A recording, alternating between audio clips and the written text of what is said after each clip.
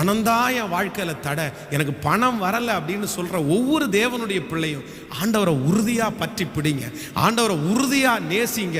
அவர் நினைச்சாருன்னா உங்கள் காலுக்கு கீழே ஆசீர்வாதங்கள் வந்து குவியும், பணங்கள் வந்து குவியும். கர்த்தராலே ஆகாதது என்று ஒன்றும் இல்லை. நம்முடைய தேவன் ஐஸ்வர்ய சம்பூரணர், நம்முடைய தேவன் ஐஸ்வர்யமாக்குகிற கர்த்தர், ஆபிரகாமை ஐஸ்வர்யமாக்குற கர்த்தர். உங்க கையை ஆசீர்வதித்து வெறுமையா இருக்கிற கையை நிரப்பி அந்த ஒன்றும் இல்லாத கையை கர்த்தர் ஆசீர்வதித்து பெருக பண்ணி பலுக பண்ணி உங்க கை ஆசைப்பட்ட, நீங்க ஆசைப்பட்டதை உங்க கை வாங்குறதற்கு ஆண்டவர் உதவி செய்கிறார்.